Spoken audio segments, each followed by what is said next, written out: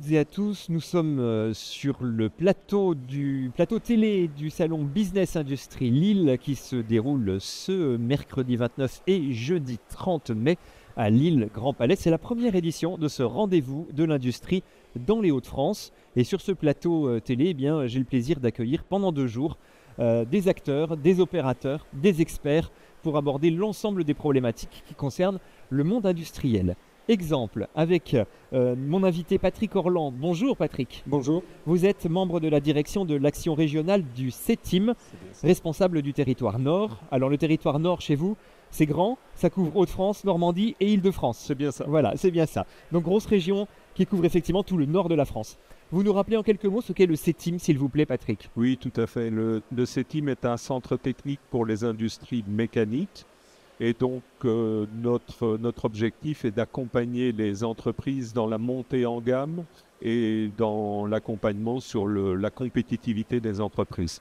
Donc il y a des centres CETIM dans plusieurs régions de France, Alors, dont une antenne ici dans les Hauts-de-France. Voilà, nous avons des plateformes d'essai un peu emblématiques et historiques qui sont basées à Senlis, à Beauvais, à Nantes, à Saint-Étienne, à Mulhouse, à Cluse.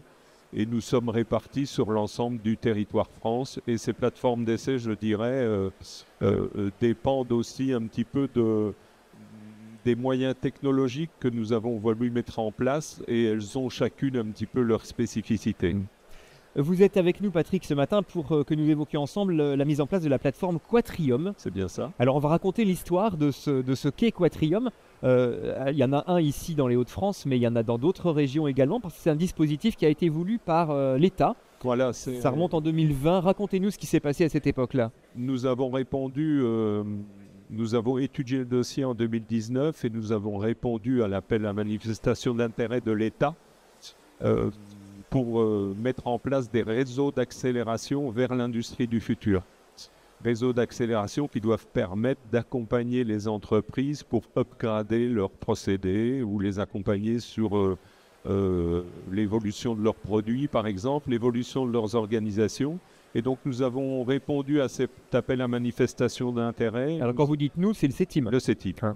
Et alors, je dis nous aussi parce qu'on l'a structuré en consortium en fonction des territoires. D'accord. Peut-être qu'on l'abordera un peu plus tard. Tout à fait.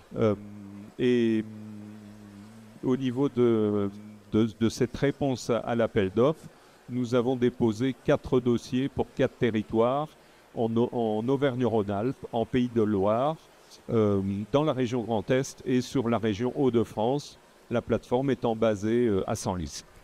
Donc cette proposition du CETIM a été retenue. La labellisation est intervenue fin 2021, c'est bien ça. Et donc, tout au début de 2021, nous avons pu commencer à mettre en place les investissements nécessaires et à commencer les accompagnements. Voilà, la préfiguration de Quatrium. Donc 4 plateformes, 5 sites, je crois, pour cette plateforme Quatrium. Il y a un pilotage, comme vous le disiez, dans un esprit de consortium, c'est-à-dire...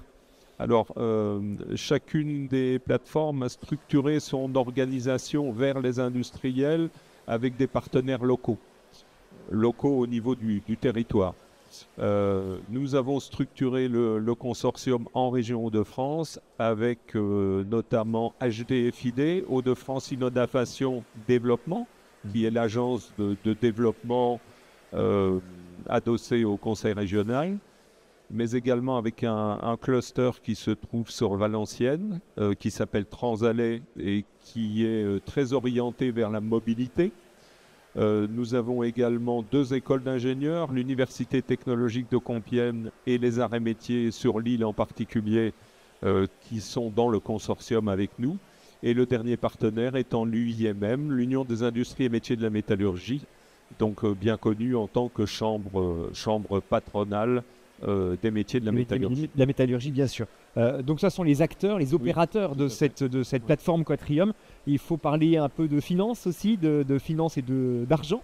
Il y a un abondement de la région, en l'occurrence, c'est ça qui permet dans le cadre du financement des plateformes, il y a au niveau du fonctionnement, puisque nous avons répondu à un appel de l'État, un financement de l'État par l'intermédiaire de BPI.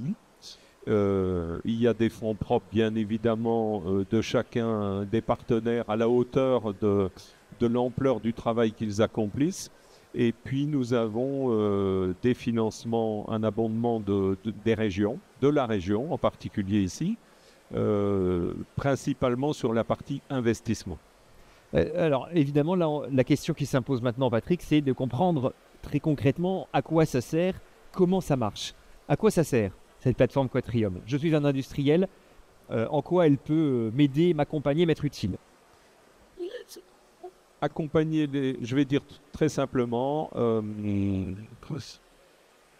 faire rentrer un industriel dans un parcours qu'on a adapté en 4 étapes pour l'aider à s'approprier des briques de transformation de l'industrie du futur. Que ce soit des briques liées au numérique, à l'amélioration sur les procédés, à l'amélioration sur les moyens de contrôle, l'amélioration sur les matériaux, l'amélioration sur les aspects organisation, qui sont, je dirais, les grandes catégories de briques de transformation pour l'industrie du futur. Et ensuite, de façon, je dirais, parcours, pour faire simple, dans un premier temps, on va conserver la notion d'information, informer et je dirais impulser les industriels, soit ils ont un projet bien identifié, soit ils n'ont pas de projet, mais en tout état de cause, on va les écouter par rapport à leurs problématiques de transformation. Et ensuite, on va les accueillir, soit de chez nous, soit à distance à partir de leur établissement, dans ce qu'on appelle une zone d'embarquement vers l'industrie du FCE. Ça invite au voyage, en tout cas. Voilà, c'est le début du voyage. Et dans cette zone d'embarquement, je dirais, nous avons tout d'abord des démonstrateurs et des outils pédagogiques qui permettent de comprendre ces briques de transformation et de voir comment on peut les adapter à sa propre problématique en tant qu'industriel. Et si l'industriel décide d'aller vers le pas suivant, à savoir s'approprier la technologie et voire investir, eh bien, on va mettre en place la 3e phase du parcours, c'est-à-dire déployer. Et donc, dans ce cas-là, on va devoir l'accompagner sur la notion d'intégration de la technologie au sein de son entreprise. Déployer, ça veut dire également sécuriser. Sécuriser d'un point de vue technique, mais également sécuriser d'un point de vue financier. Ce qui nous conduit à la 4e et dernière étape, c'est la notion d'intermédiation. Parce que bien évidemment, avec le consortium, on est là pour accompagner et impulser, mais on va s'adosser ensuite sur d'autres industriels experts qui sont les intégrateurs, les fournisseurs de solutions, qui eux vont être les fournisseurs de la solution finale. Bien sûr. Et ensuite, on a en même temps, sur cette partie intermédiation, l'intermédiation avec les possibilités de financement, qu'ils soient publics ou privés d'ailleurs. Voilà. Merci pour ce descriptif précis du parcours. Qui sont comment se passe le contact, en tout cas au tout début de l'histoire, avec les entreprises? Est-ce que ce sont des entreprises qui viennent vous voir en vous disant j'ai un projet, je ne sais pas trop par quel bout le prendre, ou est-ce que c'est vous qui repérez des entreprises? Les deux démarches, c'est-à-dire qu'on aura bien évidemment une prospection dans le dur vers les entreprises pour leur présenter le dispositif et leur montrer l'accompagnement que l'on propose avec le consortium. Ou alors, comme vous le dites, ce sont des industriels avec qui chacun d'entre nous, on a déjà eu l'habitude de travailler, donc ils reviennent, on va dire, presque naturellement vers nous. La valeur ajoutée de Quatrium pour une entreprise qui veut s'engager dans un projet innovant, vous le résumeriez comment? C'est une accélération, c'est un accompagnement pour sécuriser l'entreprise, pour la rassurer, pour l'aider à trouver les bons interlocuteurs? C'est d'abord accélération au départ, pour leur montrer, je dirais, tout le panel à disposition en termes de briques de transformation possibles. Pour autant que ce soit en phase, bien évidemment, avec leur stratégie, avec les moyens de production en place, les ambitions que les entreprises ont de se développer sur certains marchés. Donc, c'est une accélération, je dirais, au démarrage, et puis vous l'avez précisé, une sécurisation d'un investissement. Voilà, la notion de sécurisation est importante. Vous me parliez tout à l'heure de la zone d'embarquement, j'aimais Oui, bien l'expression. C'est concrètement, c'est un lieu physique C'est un lieu physique. sur lequel l'industriel ou ses équipes se rendent pour découvrir les démonstrateurs et ça. enchaîner les rendez-vous. C'est bien ça. Alors, c'est un lieu physique où à la fois on va accueillir l'équipe dirigeante ou en charge du projet pour se mettre un peu quelque part dans une bulle pour évoquer de façon confidentielle le projet. On va pouvoir, je dirais, s'approcher des moyens pédagogiques qui sont physiquement présents dans cette zone d'embarquement pour pouvoir initier et structurer, je dirais, l'échange avec l'équipe projet de l'entreprise. Et puis, on va se projeter justement vers d'autres moyens qui sont des démonstrateurs physiques et industriels. Si les moyens sont, par exemple, l'industriel vient à Senlis, si le moyen est sur Senlis, on descend dans l'atelier. Si le moyen n'est pas à Senlis, mais qu'il est à Nantes, à Mulhouse, à Saint-Étienne, eh bien, par exemple, dans les autres plateformes. Voilà, on va, par le biais d'outils numériques, se projeter dans les ateliers qui sont à distance, comme si on faisait une visite réelle, mais nous serons dans une visite... Bien entendu, vous utilisez vous-même les outils digitaux, Voilà. ce qui paraît être la moindre des choses. C'est ça. Donc ça me permet de vous faire dire que les plateformes ont chacune des spécialités. Oui, on a essayé, bien évidemment, pour rationaliser les investissements, de ne pas dupliquer les moyens technologiques. Donc, nous aurons des spécificités, par exemple, sur Senlis en lien avec la robotisation, l'utilisation de cobots. Les robots collaboratifs. Nous aurons des moyens de production en lien avec l'usinage, en lien avec la mise en forme de métaux en feuilles, par exemple. Si on va sur Mulhouse, on aura d'autres moyens en lien avec le contrôle non destructif 4.0, par exemple. Si on va sur Saint-Étienne, on sera plus adossé à la notion de fabrication additive métallique, par exemple. Si on va à Nantes, on aura de l'automatisation, la robotisation du soudage, par exemple, ou d'assemblage un peu particulier. Voilà, des technologies. Donc des apports complémentaires selon les sites qui permettent de couvrir a priori l'ensemble des besoins identifiés des entreprises industrielles. Voilà, alors on n'a pas tout bien évidemment, hein, puisque ça monte en charge petit à petit. Et puis bien évidemment, il ne faut pas oublier qu'il y a les partenaires du consortium. Hein, on a un petit parc robotique sur Senlis. Mais si on veut aller un petit peu plus loin dans la robotisation, on va se connecter avec le partenaire qui s'appelle Arrêt Métier ici sur l'île, qui dispose d'un très beau parc robotique, pas très loin ici, à quelques centaines de mètres d'ici. Je vous rappelle que nous sommes avec Patrick Orlan, qui est membre de la direction de l'action régionale du CETIM, pour parler ici, dans le cadre du salon Business Industrie Lille, à Lille Grand Palais, pour parler ensemble des plateformes Quatrium, en particulier de la plateforme Quatrium ici dans les Hauts-de-France. Quelles sont, Patrick, les entreprises qui sont amenées à entrer en contact avec vous et qui sont, j'allais dire, admises dans ce parcours d'accélération ?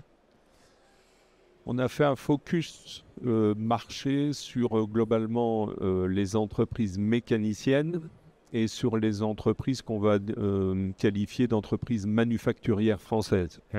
Et si on veut donner une petite image de l'entreprise mécanique, parce que c'est un terme votre métier au CETIM, oui, c'est un terme un peu générique, on va retrouver les entreprises de sous-traitance, chaudronnerie, tôlerie, tuyauterie, usinage, traitement thermique, traitement de surface, entreprises de sous-traitance. On va retrouver les entreprises qui fabriquent des composants, petits équipements, la quincaillerie, la visserie, les pompes, les robinets, les vannes, petits composants, petit équipement. Et puis on va retrouver les entreprises qui sont fabricants d'équipements industriels, à titre d'exemple, machines dédiées pour l'agroalimentaire, le textile, Et puis également les fabricants d'engins de levage, de travaux publics, de machinisme agricole. Donc vous voyez, on va de la sous-traitance aux fabricants d'équipements en passant par les composants.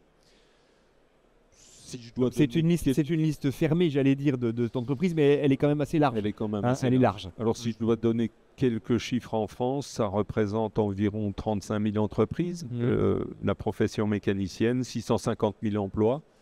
Et si on focus Hauts-de-France, vous prenez environ 10% de ces chiffres et vous avez l'étendue de la présence des entreprises sur le territoire Hauts-de-France. Quelle est l'amplitude de l'accompagnement que propose la plateforme Quatrium? Vous évoquiez tout à l'heure les briques technologiques qui sont apportées aux entreprises souhaitant innover, qui sont engagées dans le parcours.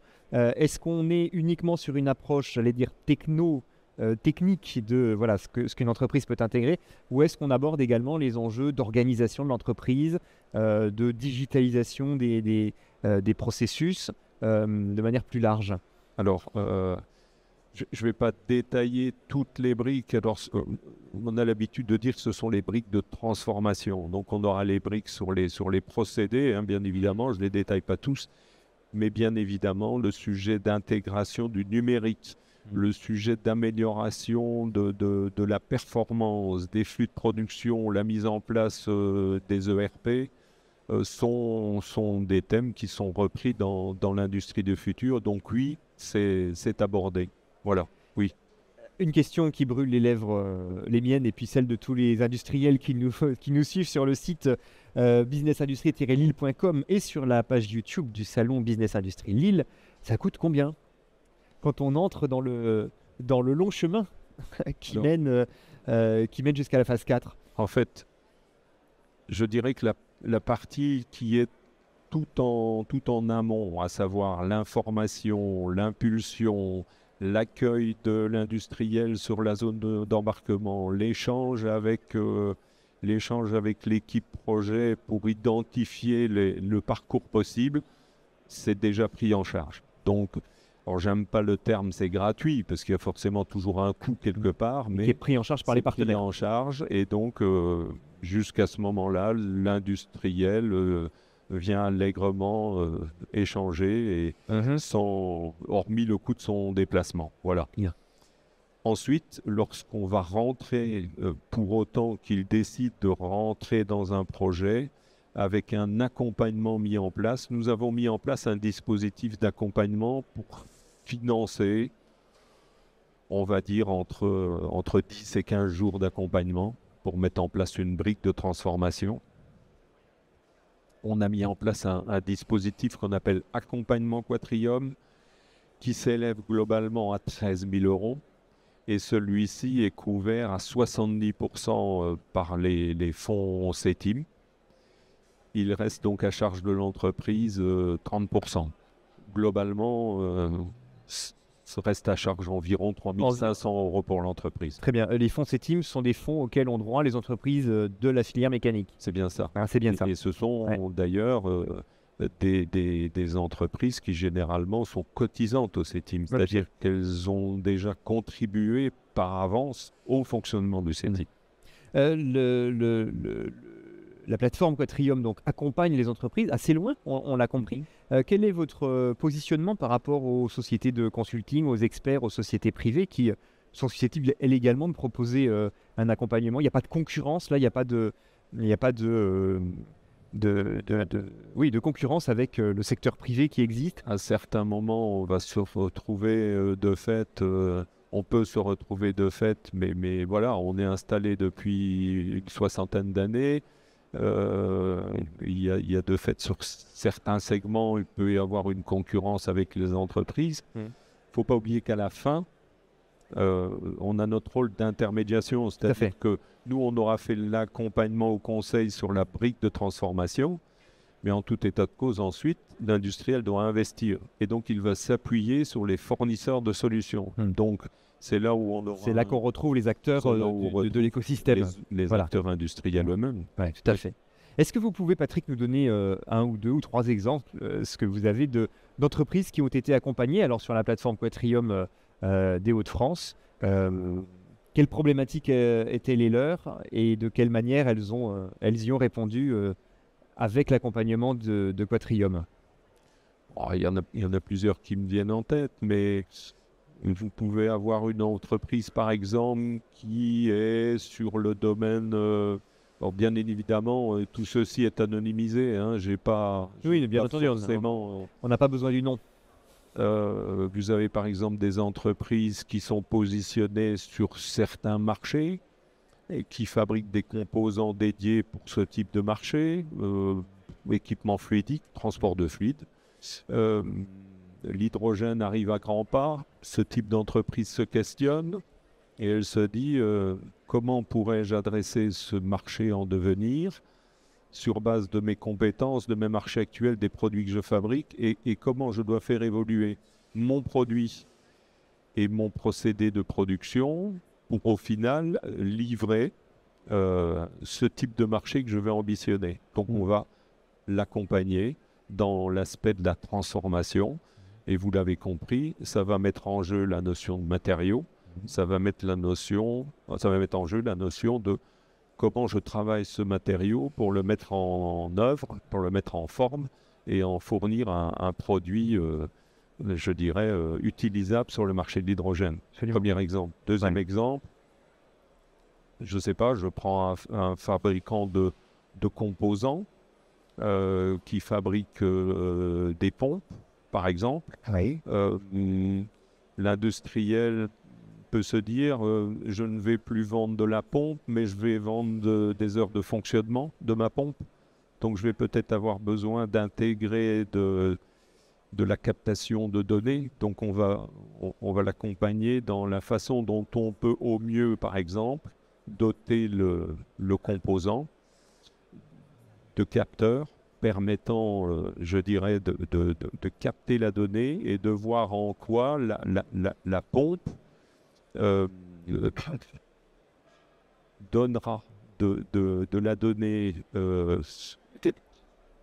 et de telle façon que l'industriel utilisateur aura la capacité de voir à quel moment il faudra mettre en place un plan de maintenance judicieux. Ouais. Donc,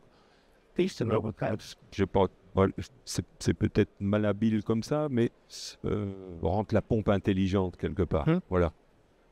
On peut en donner d'autres. Merci pour ces exemples effectivement tout à fait éclairants. Ça fait maintenant 2 ans à peu près que la plateforme est en service, un petit peu plus. Ouais. Depuis avril 2021. Voilà, donc on est plutôt à 3 ans. Plutôt à 3 ans. Quel bilan vous en tirez? La zone d'embarquement se remplit de plus en plus, de jour en jour. Il a fallu le temps que le dispositif soit connu. Il faut le temps que ça s'amorce. Je dirais aujourd'hui, sur 100 lices, on est pratiquement à un rendez-vous jour avec les industriels. Bon, alors le rendez-vous ne débouche pas forcément sur la suite, bien entendu. Tout à fait, puisqu'on peut être sur de la prise de connaissances, hein, comme je vous l'ai dit, vis-à-vis des démonstrateurs pédagogiques, mais on est globalement sur entre deux rendez-vous et demi par semaine à, pour l'instant sur 100 lices, à un rendez-vous jour. Donc la montée en puissance est bien là. Voilà. Vous avez déjà accompagné des entreprises jusqu'au terme? Oui. C'est long d'ailleurs ce parcours quand il se fait. C'est de votre expérience, c'est 2 ans, 3 ans? Nous sommes sur une moyenne en nombre de jours d'accompagnement de 10 à 15 jours. Oui. Et ensuite, ça dépend, je dirais, de la vitesse que l'on doit adapter ensemble avec l'entreprise par rapport à ces problématiques, bien évidemment. Donc, on s'adapte. Certaines entreprises font le parcours en 6 mois, 3 mois, 6 mois, d'autres en 1 an parce que voilà, elles ont d'autres problématiques par ailleurs. Donc, c'est elles qui donnent le rythme. Bon, sur un projet d'innovation, 6 mois, c'est effectivement rapide. Donc, je vous confirme que vous avez l'air d'être un accélérateur. Voilà. On peut le résumer de cette manière. C'est un peu le rôle. Parfait. Écoutez, merci beaucoup. Pour le mot de la fin, on peut peut-être, Patrick Orlan, inviter les entreprises à vous contacter, les entreprises mécaniques, on l'a bien compris, industrielles, mécaniques, quand elles ont une problématique à prendre contact avec vous, même si l'agenda se remplit vite du côté de la plateforme Quatrium. Mais en tout cas, voilà, la porte d'entrée, c'est c'est le C-Team pour Voilà. bénéficier de cet accompagnement vers l'industrie du futur. Merci à vous. Merci. Je suis en C06. On précise qu'effectivement le C-Team tient stand sur ce salon Business Industrie sur lequel vous êtes bienvenus jusqu'à demain jeudi soir puisqu'il se déroule sur 2 jours ici à Lille Grand Palais. Merci beaucoup Patrick, bonne journée et bon salon à tout le monde. Merci à vous. Bonne journée.